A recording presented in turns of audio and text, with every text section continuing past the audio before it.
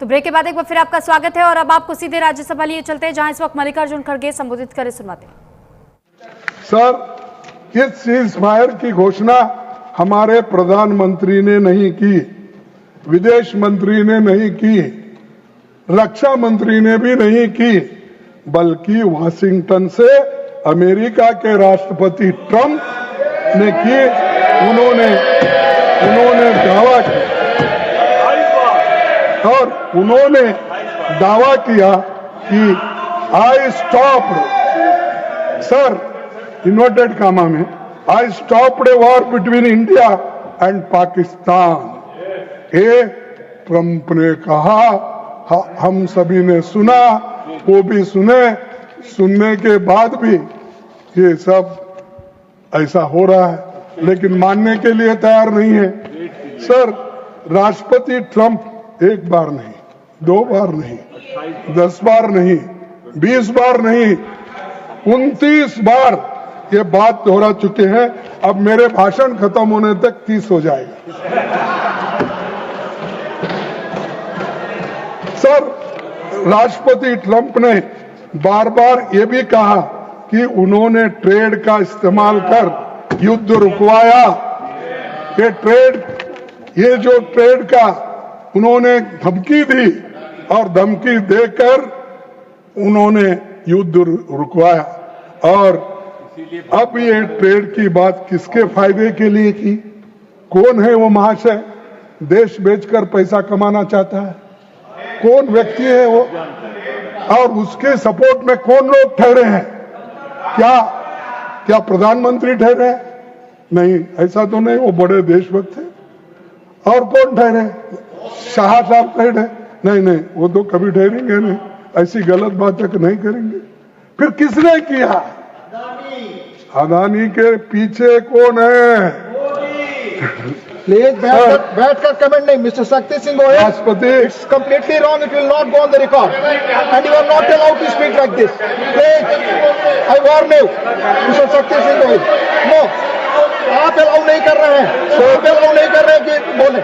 Please, this ने will not go on the record. Please, माननीय प्रधानमंत्री पे कोई टिप्पणी नहीं। प्लीज, बार बार ये भी कहा कि उन्होंने ट्रेड का इस्तेमाल कर युद्ध रुकवाया। अब ये ट्रेड की बात किसके फायदे के लिए हुई? कहीं आपके मित्रों के फायदे के लिए तो नहीं। मोदी जी गालियों तक का हिसाब रखते हैं। मोदी जी गालियों तक का हिसाब रखते हैं। कौन कितने गालियां दिया, किसने दिया, इसका हिसाब रखते हैं। लेकिन भारत के सम्मान के खिलाफ राष्ट्रपति ट्रंप की बात मोदी जी क्यों चुप बैठे हैं? क्यों चुप्पी साधे हैं? सर, फिर एक प्रेस कॉन्फ्रेंस में राष्ट्रपति ट्रंप ने कहा कि 5 जेट्स गिराए गए। कौन से हैं? अगर हम तो आपका उनका ये नहीं बोल रहे।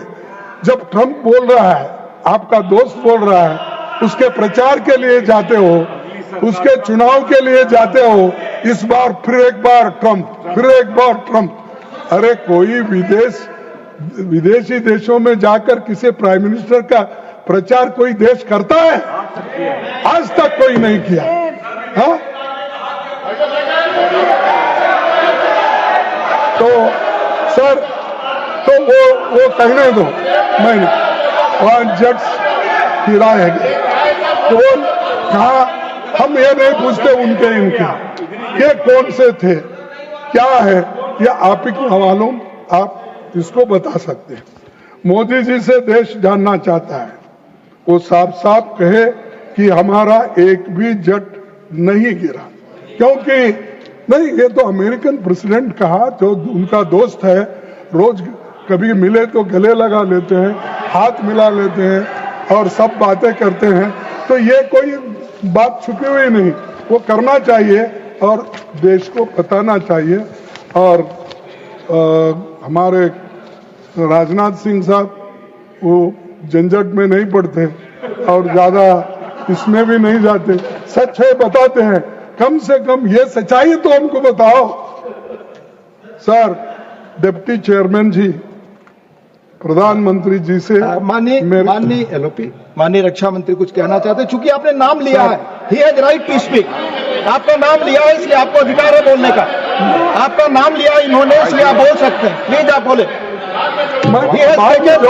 आपने नाम लिया इसलिए उनको बोलने का हस्तक्षेप का अधिकार है, प्लीज आपने नाम लिया। माननीय रक्षा मंत्री।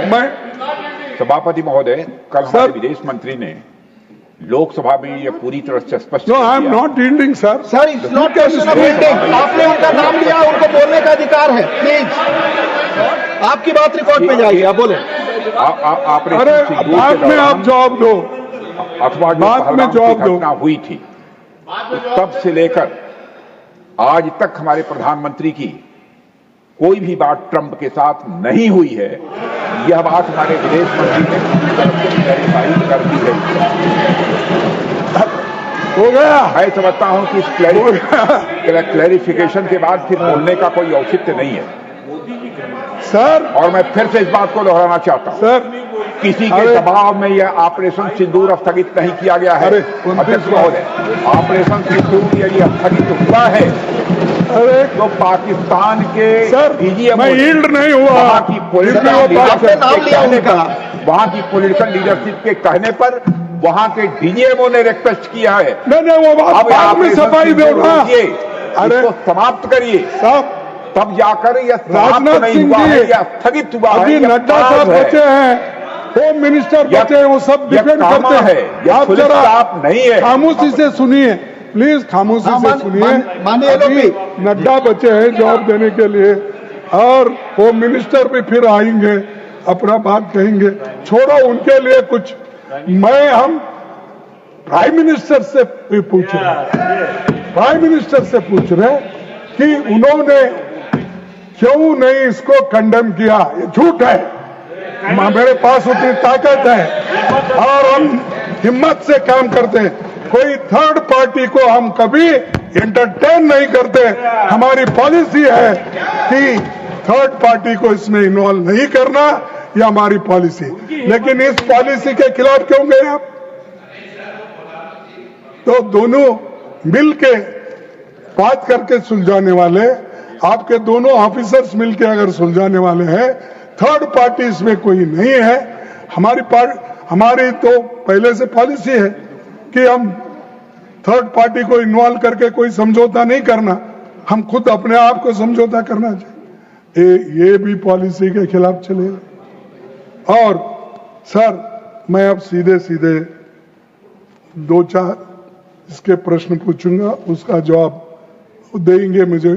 मैं क्योंकि हमारा सवाल ज्यादा प्राइम मिनिस्टर से है। अब इन्होंने जो रिपोर्ट लाए वो डिफेंस मिनिस्ट्री का रिपोर्ट लाए, लेकिन हम चाहते हैं मोदी जी को क्या हुआ, इतना चर्चा हो रहा, यहां नहीं वहां नहीं, फिर कहां है, आकाश में बैठे क्या? सर पहला, किन शर्तों पर, आप सुनिए, किन शर्तों पर ये सीज फायर हुआ और पाकिस्तान बैकफुट पर होने के बावजूद अपने इसे क्यों स्वीकार किया? सर नंबर 2, क्या यूनाइटेड स्टेट्स ने इसमें इंटरफियर किया? अगर हां तो किसके कहने पर और किन शर्तों पर आपने किया? तीसरा, क्या यूएस प्रेसिडेंट ने यह सीज फायर कराया जैसा वो बार बार दावा कर रहे हैं? और अगर हां तो क्या ये भारत की नो थर्ड पार्टी मेडिटेशन की पॉलिसी के खिलाफ नहीं है? तो ये भी जवाब होना चाहिए। सर चौथा, क्या हमें ट्रेड थ्रेट्स या अन्य इकोनॉमिक ब्लैकमेल के कारण ये सीज फायर होना या इसको मानना पड़ेगा? ये सब 4 सवाल मैं आपके सामने रखा हूं। खैर अंत में इसको प्राइम मिनिस्टर जवाब देंगे। उनसे उनका तो थोड़ा मुंह खुलवाए, क्योंकि बाहर बहुत हिम्मत करे आए, आकर बोले। Sir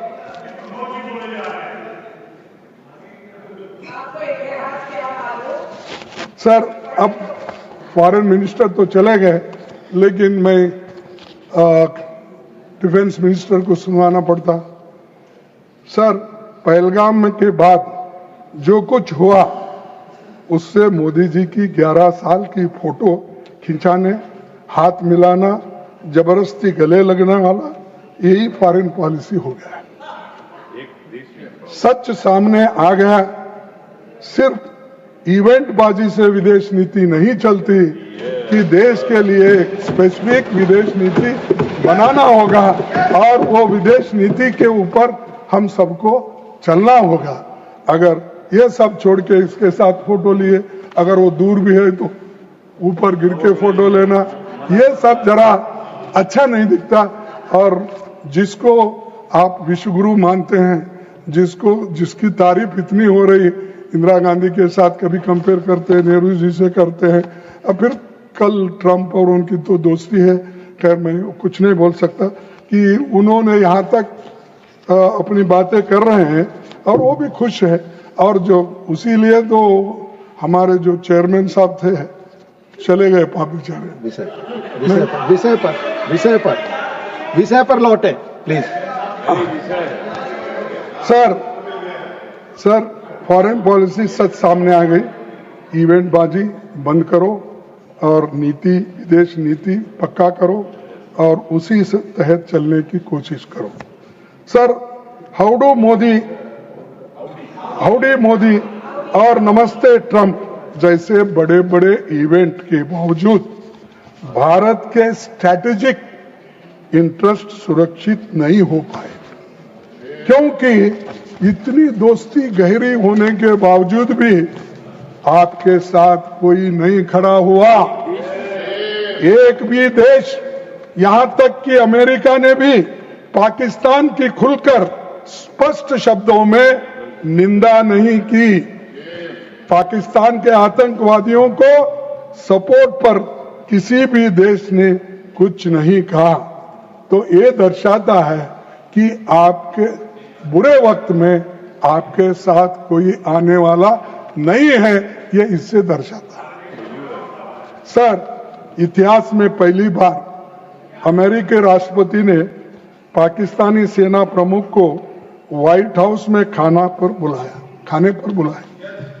US central command chief ने पाकिस्तान को काउंटर टेरर ऑपरेशन में फेनोमिनल पार्टनर यानी पक्का साथी, तो पाकिस्तान हमारा पक्का साथी है, ये व्हाइट हाउस ने, वहां के सेंट्रल कमांड ने कहा।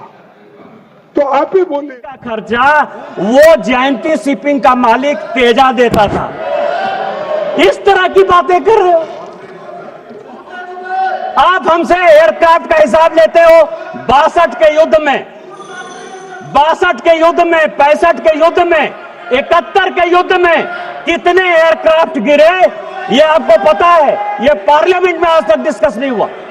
हमने इसका कभी हिसाब नहीं मांगा। आईएमएफ का लोन 1948 से लेकर 2010 तक यदि मुझे बताओगे तो मैं ये बताऊंगा कि पाकिस्तान को 1948 से लेकर 2010 तक आईएमएफ और वर्ल्ड बैंक लोन देता रहा। आपने एक बार भी उसके ऊपर क्वेश्चन नहीं किया। लेकिन हमने जो है, जब अभी ऑपरेशन सिंदूर के बाद आईएमएफ और वर्ल्ड बैंक लोन लेना चाहती थी, हमने विरोध किया। भारत ने पहली बार विरोध किया। आप सुनना चाहते हो 65 के युद्ध में 45 एयरक्राफ्ट आपने यूज किया। 1971 के युद्ध में मैं आपसे सवाल कर रहा हूं, मैं जानना चाहता हूं कि इन दोनों संस्थाओं के बोर्ड के भारत ने इन पैकेज का विरोध क्यों नहीं किया। ये जो आईएमएफ, वर्ल्ड बैंक, ये पाकिस्तान को आर्थिक मदद दिलाने में, वो लेने में सक्षम हो गए।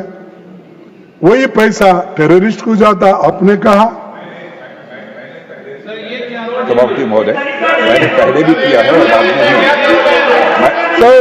और लोकसभा में बोलते मैंने किया है सर, और राज्यसभा मैं में आपको और भी मैं और आपको और भी बताना चाहता हूं कि डिप्टी चेयरमैन साहब, प्रधानमंत्री चुप क्यों है और क्यों इसका विरोध नहीं करे?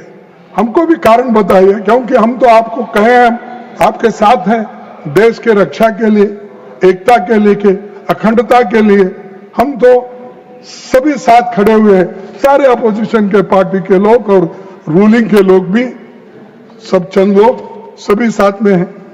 तो मेरा एक जो कहना है, ये कहना है कि इतने लोग तुमको दोस्ती तुमने बनाई, लेकिन एक दोस्त भी तुम्हारा साथ नहीं दिया और उल्टा तुम्हारे विरोध में रहने वाले लोगों को उन्होंने पैसे से मदद करवाया और सारी चीजों की मदद उन्होंने की। जिन्होंने अवार्ड भी दिया वो भी नहीं खड़े। सर, डिप्टी चेयरमैन जी, जब प्रधानमंत्री मोदी चुप रहे तब 3 शीर्ष डिफेंस ऑफिशियल्स ने महत्वपूर्ण खुलासे किए। कौन से खुलासे? पहला खुलासा है 30 मई 2025 को CDS general Anil Chauhan Singapore में बोले कि ऑपरेशन के पहले 2 दिनों में टैक्टिकल मिस्टेक्स हुई। ये मेरा नहीं साहब, ये उन्हीं की बात है। उन्होंने ये कहा, chief of defence staff admits to losing aircraft, rectifying plan to hit Pak deep, और उन्होंने खुद इसको माना है। और मैं ये उनसे पूछना चाहता हूं कि जब आपके लोग बाहर बोलते हैं तो हमसे चीफ ऑफ डिफेंस स्टाफ भाई CDS admits to losing aircraft, इसको तो बोलते हैं उन्होंने, लेकिन आप नहीं बोलते। ठीक है, ये आप ही का आदमी है, आपका ऑफिसर है, तो मैं ये पूछना चाहता हूं इसके बारे में आपकी क्या राय? सर, 30 मई 2000 को CDS general Anil Chauhan Singapore में बोले कि ऑपरेशन के पहले 2 दिनों में टैक्टिकल मिस्टेक्स हुई। और